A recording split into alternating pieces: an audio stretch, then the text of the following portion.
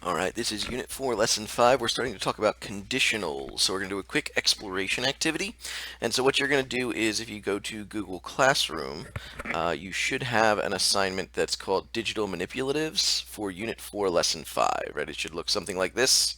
There is a sample GIF, right? And then your first problem is going to be problem number 2. So as we go through the slides, I'm going to do a quick explanation of something. And then once I'm done, I may ask you to pause the video and to check out something on your digital manipulatives, complete a task, and then what you're going to end up doing is submitting this at the end. Okay, so this will be your task for the day. Okay, so let's start off. Okay, so this is about what is called conditionals in programming. All right, so let's talk about the lesson goal. Okay, so in this lesson, we're going to explore something called Boolean expressions, something called comparison operators, and then conditional statements, which you may have seen referred to as if-then statements.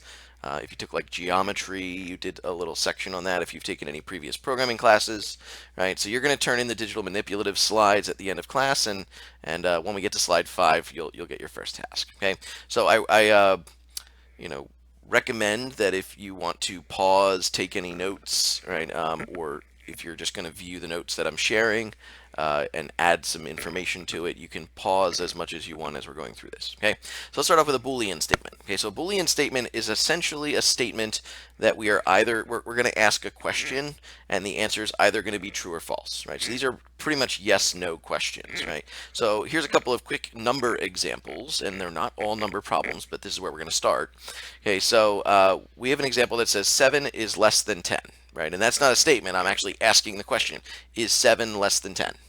The answer to that question is yes, it is. Okay, so that would evaluate to true because 7 is less than 10, right? So this is a Boolean statement where the result, what we would get back, is just the word true.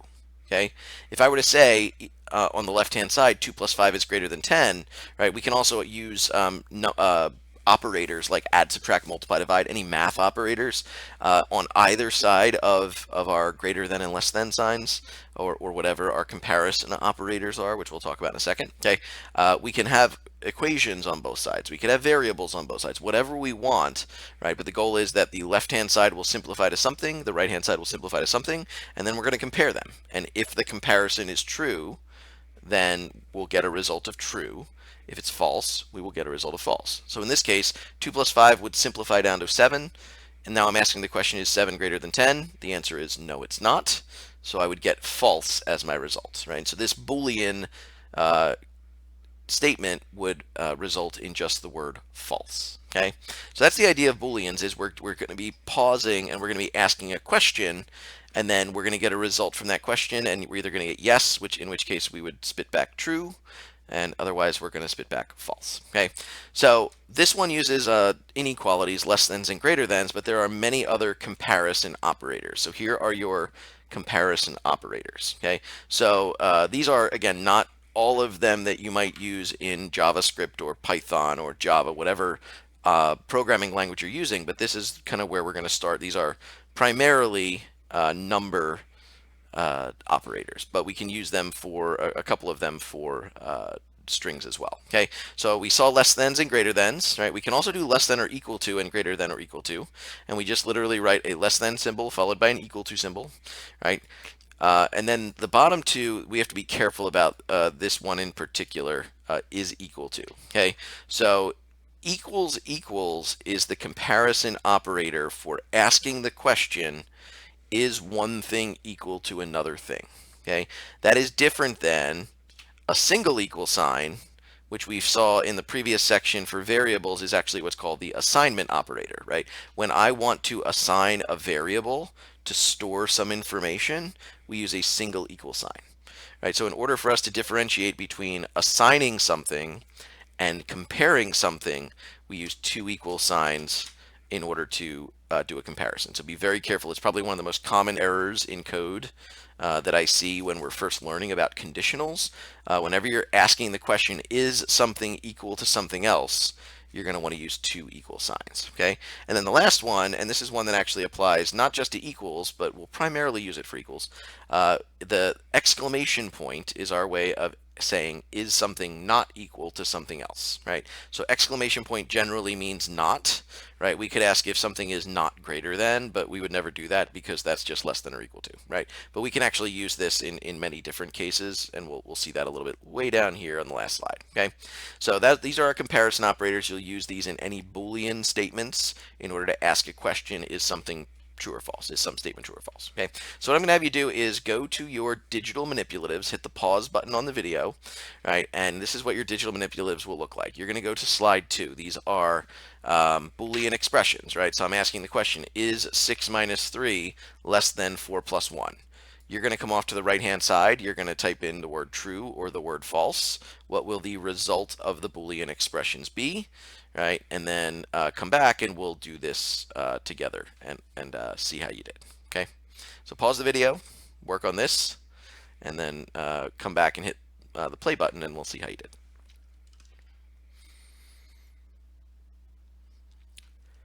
Okay, so let's go through these. Hopefully you paused and you didn't just sit there and listen to me awkwardly wait. Okay, so if you take a look at the first one, 6 minus 3, this will result in a 3.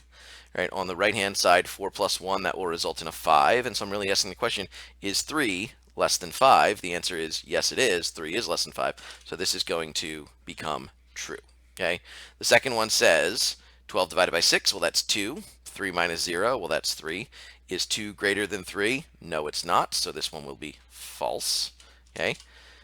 Number 3, we have parentheses, and just like in math class, they always go first. So we're asking the question now, is 4 times 3, which is 12, is that less than or equal to 10? It is not, so this one will be false. Okay, and then the last one says 9 plus 5, which is 14, 4 plus 10, also 14. Double equal sign means are they the same? And the answer is yes, they are, so this one should be true. So hopefully you got true, false, false, true, right, for those 4 problems. Okay, so that is a Boolean expression, just asking the question, is something true or not when we're comparing them. Okay, so now we're going to ask the question, okay, decision time, can I go to the movies? I'm allowed to go if it is before 8 o'clock, okay? So whenever we need to make a decision, we're going to have to consider a condition for success and then determine what the result will be if the condition is successful, which is true, or unsuccessful, which is false. Okay, so we're going to use a flow chart, and I'm going to do one with you, and then you're going to, again, be able to pause and try one out on your own, okay? So our condition here, or that we're checking is, can I go to the movies? And so the way that we're going to work on this is I'm going to use the manipulatives on the left-hand side here. And if you can see at the bottom, it says if you use Control-C to copy whatever manipulative you're bringing in, and then Control-V, that will paste it. Okay, so I'm going to hit Control-C and then Control-V on this little baggie here. Right, that's going to represent our variables. What are the things that we are inputting into our condition? In this problem, the only condition is the time, right? We're going to check the time, okay? And we're going to see what happens, okay? And then we're going to feed that information. So I'm going to use a little arrow here, right? Flowcharts have lots of arrows. I'm going to feed that into my condition, right? And that's going to be this this diamond shape, right? So if you hit Control-C and Control-V, right, and then bring that over underneath your variable, we can now put what is the condition, right? And so in this case, what we're going to say is that the time is before 8 o'clock.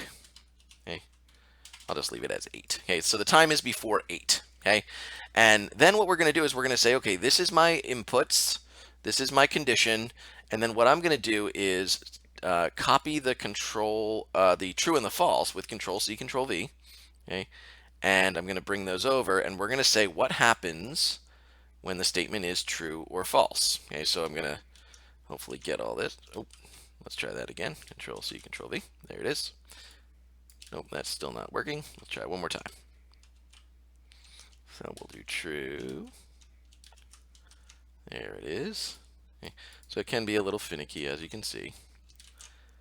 There we go. Okay, so there's true. And then we'll do the same thing with false. Control-C, Control-V. There we go. Okay.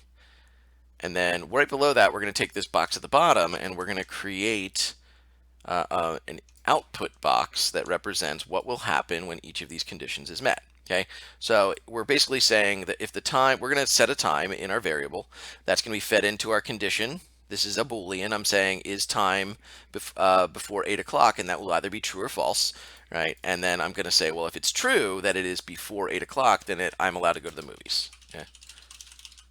And then if it's false, I'm going to say not allowed to go to the movies. Okay? And there it is, right? So I now have a flow chart that represents my conditional statement. My question is, can I go to the movies? I'm going to input a time. I'm going to check that condition. And then I have a result of what will happen when that condition is true or false. Okay. So what you're going to do is you're going to go to slide 4 on your digital manipulatives. Okay. So that's this one, right? And right before it, there is the question, have I won the game? Just as a point out, this one has 2 variables, right? So you're going to check this condition, create a flow chart that represents what will happen, right? And then we will come back and look at it together, okay? So pause 1 second, okay? Work on that, and then hit the play button, and we'll continue.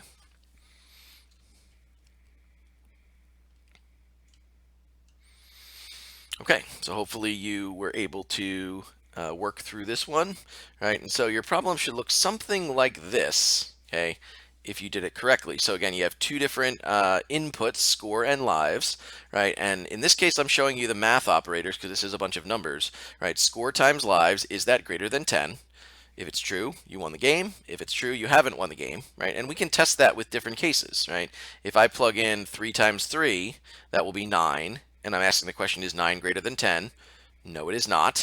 So that would be false. I have not won the game yet. Okay, and so you can go through and test out these other cases, and you'll see that in this case, the first one or the second one, 1 times 10, that is also false because 10 is not greater than 10. You haven't won, right? And then the last one, you also have not won the game, right? Because you have negative 10 is greater than 10. So these are all situations, different tests where you have not won the game. Okay, all right. So here is your last little bit of information, right? And that is about a different condition, and in this case, your decision requires several steps. Okay, so the question here is, can I adopt a cat? And the conditions for being able to say, yes, I can adopt a cat are the following. If I have $40, right, I can adopt a cat, and I am over the age of 14, right? So this condition has 2 parts to it, right? And we need to consider both of those, okay? So for this type of problem, we're actually going to, when we create our flow chart, have to do the same thing, right? We're still going to have our inputs, right? We're going to have our age. Oh, let's just copy that instead, okay? And we're going to have another one for our money, right? So this one is our age variable, and this one's our money, how much money we have, okay? And we're going to feed both of those into our condition, okay? And you're going to see that things get a little bit more complicated because we actually have to check 2 different conditions, right? And so let's start off with the first one. In this case, the first one is my age over 14, right? We'll start with that one because that one's on the left, okay? So I'm going to check this one. We'll point it right here, and we're going to say, we'll say is age greater than 14, okay? And we're going to check that, okay? If that's true, all that means is that I can continue and potentially get this cat, right? So when I do my true false here, okay, I'm going to actually put the true, let's see if I can move this over, okay? There we go, okay? And then the false, ooh, let's try it one more time. Nope. The true and the false are the tough ones, okay? So true, okay. There it is, okay, and then false. Apparently selecting middle is the best way to do it. Okay, if it's false, okay, we're done, right? If we're not over the age of 14, no cat, okay? I'm just going to write no cat, okay? If it's true, though, we can then consider the other condition. So here's where things are going to get a little bit messy and weird, right? This arrow, I need to somehow like point over here, right? And you can see how things are getting messy all of a sudden, right? My flowchart is not very nice. So instead of having one condition and testing that, and then having another condition and testing that, we're going to use what's called and or logical operators. So here's a couple of additional logical operators. Okay, the first one is and that is incorrect. So let's change that. That's supposed to be the and symbol, that one, okay? So if you use the and symbol, okay, which is Shift 7 on your keyboard, that is used to create a condition that has multiple or special conditions, okay? The double lines, which that is Shift backslash, which is right above your Enter key, that is your OR operator, right? And then you have the not operator, right, which we already talked about, okay? So just to kind of show you, if I go back to my flow chart, instead of having to do all of this, right, what I can do instead is say, if I do age is greater than 14, and I use my and symbol, and say money is greater than or equal to 40, okay? I guess this one should also be an equal to, right? I can then kind of create a more complex condition, right? And say if both of these are true, right, then the whole thing will be true and I'll be able to get my cat, okay? And then if either one of these is false, then I am going to not be able to get the cat, right? So cat versus no cat, right? So you can see how having these operators, these new operators, makes things a little bit nicer, right? So that I can create my my flowchart. Okay, so again, we have three special operators, right? And, or, and not. So let's take a look at how these work. Okay, when I come down to my and, we call this a truth table.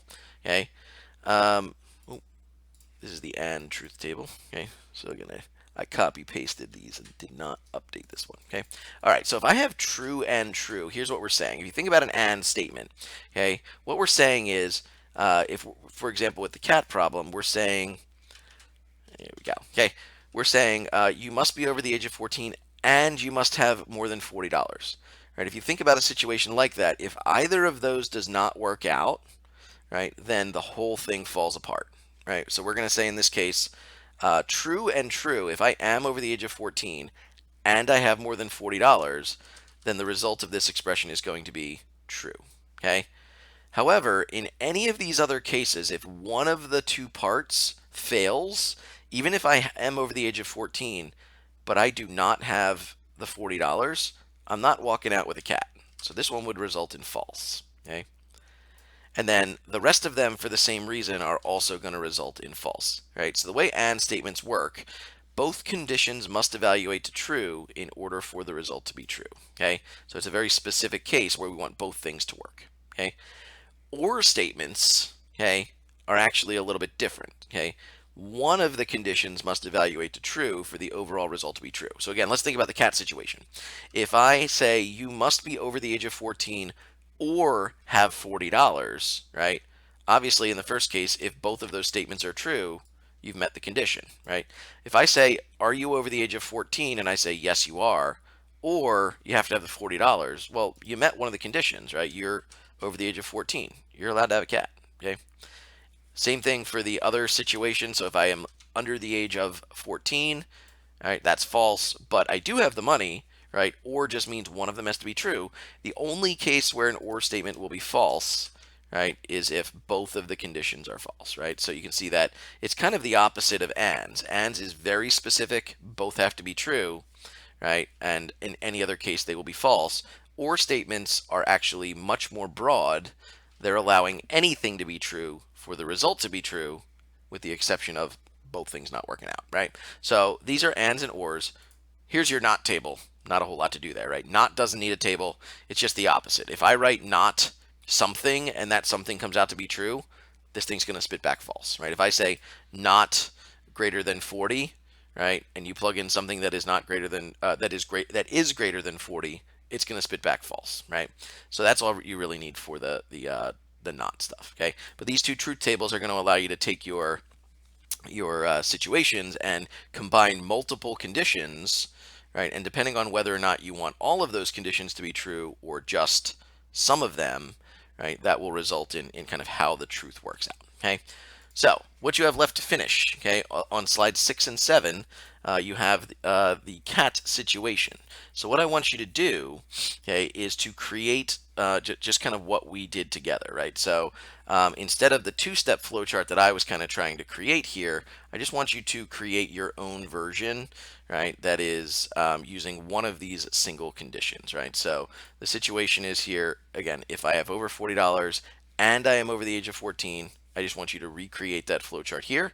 When you're done, submit the slides, right? And you are now ready to go. Hopefully you have met the criteria here, right? All the way back at the beginning, our lesson goal was, what are Boolean expressions? Well, that's true, false. What are comparison operators? We now have uh, a lot of them, right? Greater than, less than, greater than or equal to, less than or equal to, not equal to, ands, ors, right? And then our conditional statements are those middle boxes, those if statements, right? So make sure you turn in the digital manipulative slide completed, right? And then next time we will do some more investigations on code.org.